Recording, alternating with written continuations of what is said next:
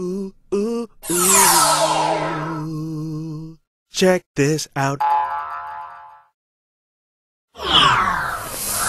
Assalamu alaikum. You're watching The Dean Show, and this is the mailbag. Let's get into the mail right away and see what's coming in. I've got a question here. It says, why does Islam allow slavery? Or does it? Good question. One of the things I like to encourage Muslims to do, when you answer a question, begin by saying, thank you for asking me about my religion. This sets a nice tone for you presenting your answer. And it lets people know that we're very open to answer these questions regardless of how harsh they may sound. The second thing is to let people know that in Islam we don't lie. We can't lie, especially about our religion. And we have the proof. We have the authentic documents that date back centuries ago. And we have the Quran still being recited today as it was when it came to Muhammad, peace be upon him.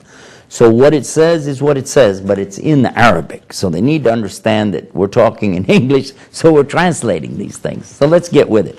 The question is asking about slavery. Does Islam allow slavery? Absolutely. Yes, it does. Islam does. But wait, hold on. Before you go any further, there's only one kind of slavery, and it's only one way. What am I talking about? I'm talking about Allah. Not that Allah is our slave, but we are all slaves to Allah. This is the meaning of slave, Abdullah, the slave of Allah. We as human beings consider that it should be that as Muslims, our worship, our servitude is only to Him, just to Allah. That's what we accept as slavery. But other than that, Islam is telling us what is true taqwa, what is true piety, what is real righteousness, and it's to feed a person who is indigent in their day of need. It is to take care of the orphan, and it is to free a slave. This is in the Quran. Now, why, if Islam is telling you to have slavery, is it telling you that a very righteous thing to do is to free a slave? So we know that there is slavery even today in the world, but it is Islam that has it as a prerequisite, really, to understand that slavery is to Allah. Allah does not like the human beings being enslaved by each other. But some things are not totally forbidden all at once in Islam. As an example, alcohol, when the first prohibition came, was don't approach your worship while you're drunk, while you've been drinking. Wait until you're sober, then you approach your worship. Well, that makes sense. Then another verse comes later with more clarification, more intensity, and it says, now all alcohol is forbidden. Stop. One verse doesn't cancel the other one. It magnifies or amplifies the verse so that you can see how the intention of Allah for you is what? To get closer to Him is to leave off these things. Now, what about slavery? If a person is in servitude, and there's a difference here, because the slavery that we talk about in America is one that we're very familiar with, a very horrible thing. But there is servitude that people can sell themselves as indentured servants. In fact, some of my own relatives came to this country as indentured servants about 400 years ago. And when they did, it wasn't considered a put down or bad, because they were going to work for a period of time and then be released from their contract. And that's what they did. They worked and worked for so many years, then they were released and free to get land and establish themselves. And that's the way some of the first of the Estes family came to this country in the 1600s. Now, when we talk about slavery at the time of Muhammad, I want you to know that it was the Muslims who demonstrated how important it is to free slaves.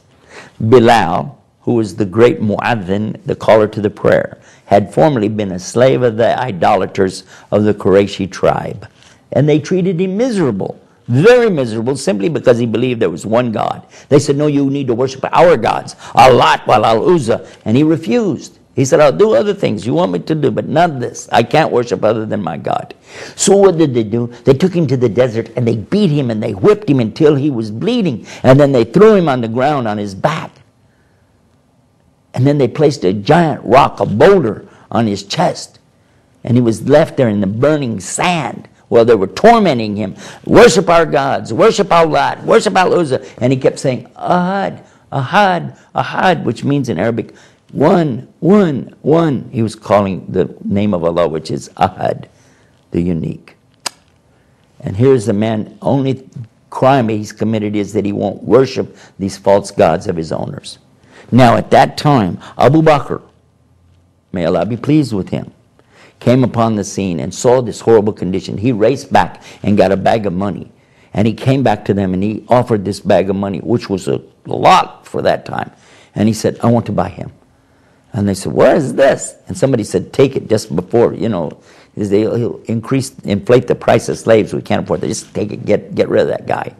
So he released him immediately. Abu Bakr bought him as a slave and then released him and gave him his freedom immediately. Later on, those whom he'd given the money to said, you could have dealt with us and we would actually have sold him to you a whole lot cheaper. He said, you could have dealt with me and I would have given you a lot more. Because why? Because I don't need him to be a slave to you or to anybody. We're all slaves to Allah. And this was the attitude of the early Muslims. Now, granted, some Muslims since that time have committed atrocities and done some bad things, but it doesn't represent Islam. What it means is that some Muslims make mistakes. They do bad deeds. And your point, it means what? It means they didn't follow Islam. But if you want to know what is Islam, you look to the Quran, you look to the teachings of Muhammad, and you will find that slavery is only for Allah. May Allah guide all of us. Till next time, that was the mailbag. Assalamu alaikum.